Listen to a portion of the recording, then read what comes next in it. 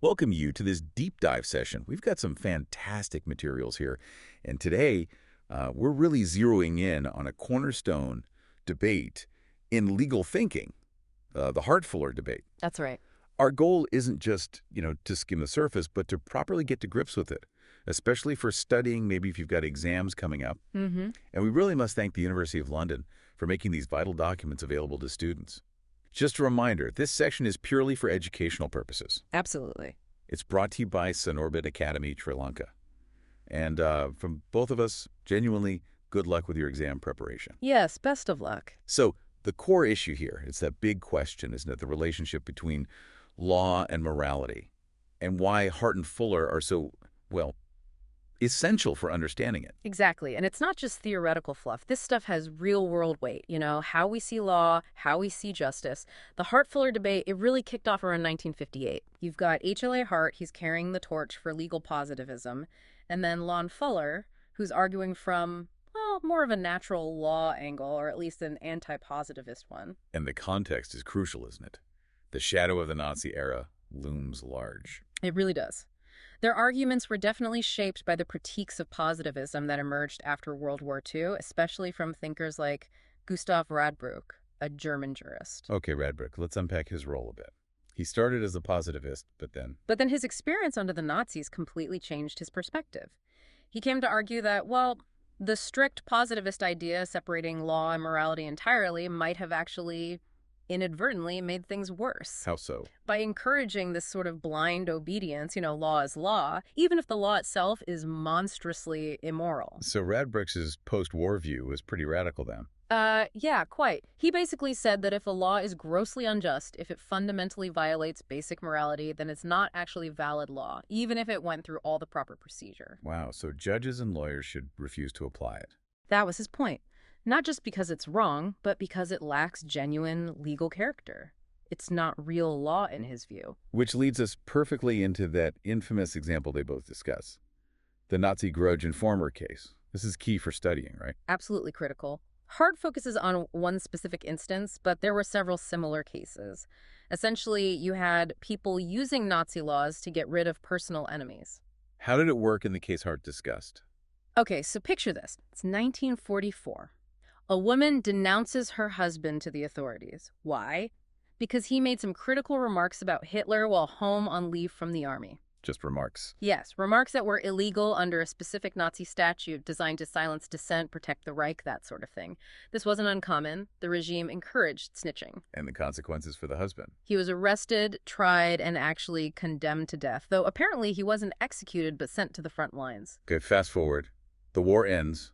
What happens to the wife? Well, in 1949, she finds herself prosecuted in a West German court.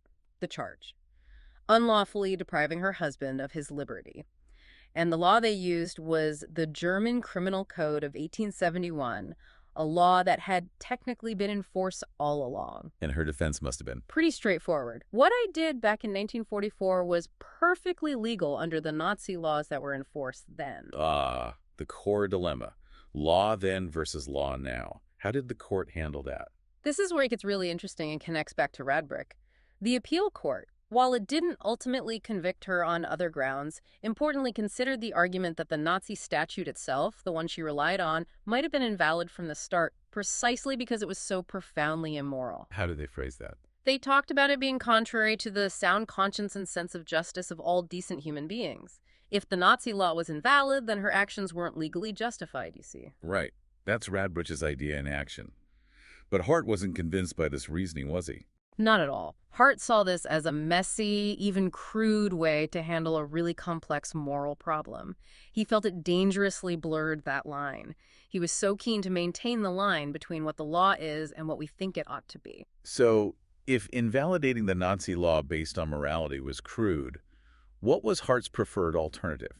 How should they have dealt with the wife? Hart argued for retroactive legislation. Going back in time, legally speaking. Essentially, yes. He said the post-war German legislature should have passed a new law specifically stating that certain particularly vile Nazi statutes, like the one used against the husband, were to be treated as invalid from the beginning. Okay, so that would create a clear legal basis for prosecuting her actions under the 1871 Code. Exactly. It would be open, honest lawmaking, addressing the moral horror directly, rather than pretending the Nazi law was never really law in the first place. But doesn't retroactive law clash with a really fundamental principle, that nulla poena sine lege idea? You've hit the nail on the head. Nulla poena sine lege, no punishment without a pre-existing law. Hart was a huge defender of this principle. So why advocate retroactivity here? Isn't that a contradiction? It seems like it, but Hart's point was about clarity and honesty. He fully acknowledged the moral awfulness of what the wife did, but he insisted we shouldn't obscure the fact that punishing her involves sacrificing the principle of nulla poena sine lege. So it's choosing the lesser of two evils. Precisely. Either let a terrible act go unpunished, or punish someone for something that wasn't technically illegal at the time. Hart felt we should make that choice openly, acknowledging the cost, rather than muddling the definition of law to get the desired result. For him, separating law and morality allows us to see these Hart choices more clearly. Okay, that really clarifies Hart's position. Let's pivot now to Lon Fuller. His idea of the inner morality of law seems like a totally different approach. It really is. Fuller believed that law isn't just any set of rules, it has an inherent inner morality. This isn't about the content of the laws necessarily, but about the process, the form. Procedural principles. Exactly. He argued these principles are vital for any system of rules to even function as law. And crucially, he thought sticking to these principles has a moral value in itself. It fosters what he called fidelity to law. Right, okay. And he laid out 8 specific principles. These are really important for students to know, aren't they? Definitely. You need to have these down. First, promulgation. Laws have to be made public. People need to know what they are. Makes sense. Number 2. Second, non-retroactivity. Laws should generally apply to the future, not punish past actions that were legal at the time. A bit ironic given Hart's solution, but Fuller saw it as a core ideal. Okay. Promulgation, non-retroactivity. What's next? Third, generality. Laws should apply generally, not just single out specific individuals like a personal command. Fourth, clarity. They need to be understandable. Right. General. Clear. Halfway there. Fifth, non-contradiction. Laws shouldn't contradict each other. The system needs internal consistency. Sixth, possibility.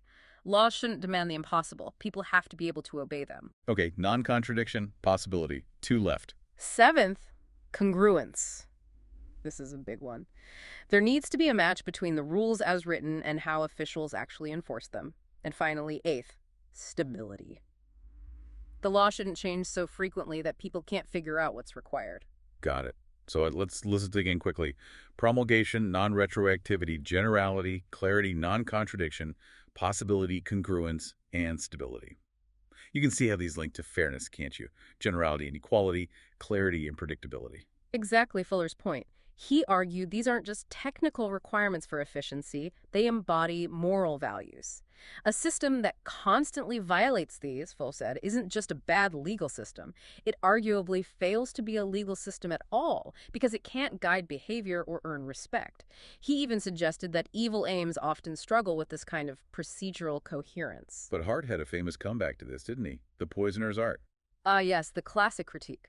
Hart retorted that Fuller's 8 principles are morally neutral. You could apply them just as well to something wicked. Like poisoning. Precisely.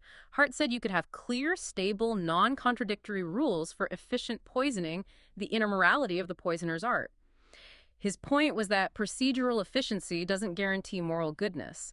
He argued you could even talk about the procedural morality of Nazism and how it systematically pursued its evil goals. Ouch. That's a strong counter. How did Fuller respond to that? Fuller pushed back. He argued that law, by its very nature, makes a claim to moral authority. When a state calls something law, it's implicitly asking for obedience on moral grounds, even if a specific law is unjust. Dismissing this inherent moral aspiration of law, Fuller felt, needed a better explanation than Hart offered. This whole exchange really highlights the deep divide. But then Hart did offer something that looks a bit like common ground, didn't he? His minimum content of natural law. He did, yes, though Hart would insist it wasn't a full concession to natural law. He remained a positivist, committed to separating law and morals conceptually, but he did acknowledge that, as a matter of practical reality, any legal system that aims to survive will inevitably contain a certain minimum content of rules that overlap with basic morality. Why? What drives this overlap? He based it on what he called fundamental truisms, undeniable facts about human beings and the world we live in. Okay, these truisms are another key thing to remember for studying. What are they? Hart listed 5. First, human vulnerability. We're all susceptible to physical harm, so societies need rules against violence, like killing or assault. Right, basic survival. Second, limited resources. Things like food, land, they aren't infinite, so you need rules about property, maybe basic contracts to manage scarcity. Okay, vulnerability, limited resources. Third, approximate equality.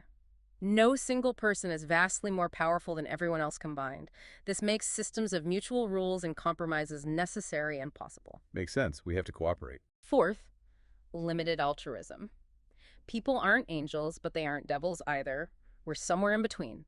This means rules are needed to curb antisocial behavior because we can't rely purely on goodwill. Limited altruism. Okay, and the last one. Fifth, limited understanding and strength of will.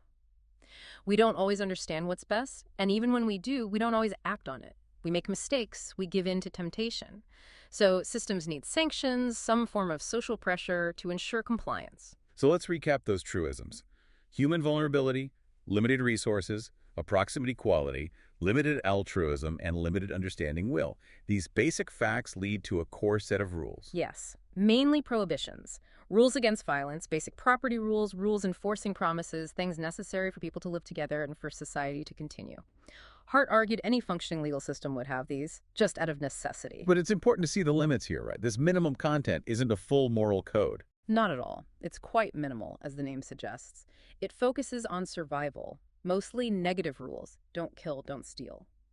It doesn't say much about promoting good or about many areas law regulates, like, say, family structures or specific economic policies. It's mainly about the primary rules of obligation, less about the secondary rules Hart himself thought were key to law. And scholars still debate whether this minimum content is really Hart conceding ground to natural law or just stating the obvious practical needs for any society. Exactly. Is it a crack in the positivist wall admitting an essential link between law and morality? Or is it just Hart saying, look, for any rules to work with humans as they are, you'll need these basic ones? The narrowness of the content, focused on survival, suggests maybe the latter, a pragmatic point. Yeah. But you could argue that even acknowledging that much overlap points to something fundamental. Okay, this is a lot to take in. So for you, the listener, trying to structure your study, especially for an exam, how do you tie all these threads together effectively? What are the absolute must-knows? Right, focus is key. First, absolutely nail the core disagreement.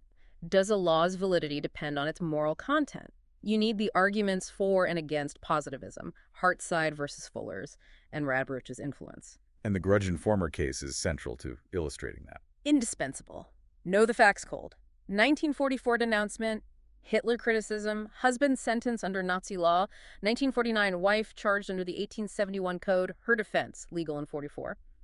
Remember the court considering the Nazi law's invalidity due to sound conscience. Crucially, internalize Hart's critique calling that crude and his alternative, retroactive law, despite nulla poena sine lege. Say that phrase to yourself, nulla poena sine lege. Repeat the case facts too. Okay, grudge informer case down pat, then Fuller's principles. Yes. Memorize the list of 8. Promulgation, non-retroactivity, generality, clarity, non-contradiction, possibility, congruence, stability. But don't just list them. Be ready to explain the why behind each. Why does Fuller think they constitute an inner morality? And critically, understand Hart's poisoner's art objection and Fuller's comeback about law's inherent moral claim. That exchange is vital. Got it. Principles and the debate around them. And finally, Hart's minimum content. Yes. List the 5 truisms. Human vulnerability, limited resources, approximate equality, limited altruism, limited understanding will. Connect each truism to the kind of basic survival rules Hart says are necessary. And importantly, understand the limitations of this minimum content and the debate around whether it's a real concession or just pragmatism. So understand the core debate, master the case study, know Fuller's principles, grasp Hart's truisms, and minimum content. What else? Think critically. What are the weaknesses of each theory? Practice applying them. Look at sample questions. For instance, how does Fuller's process-based internal morality compare to Hart's survival-based minimum content?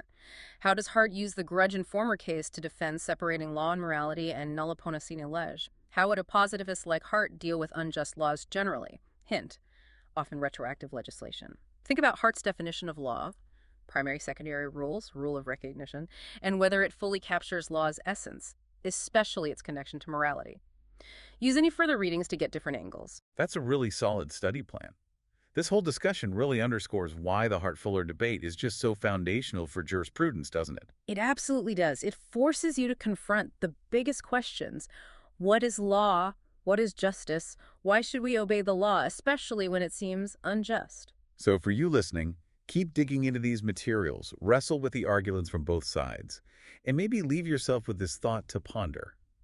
Which view Hart's strict separation or Fuller's idea of an interprocedural morality gives you a better handle on understanding and evaluating law as you see it operate in the world? What are the real-world consequences of adopting one view over the other? A great question to keep in mind. Thank you so much for joining us on this deep dive today. We hope it's been genuinely helpful for your studies.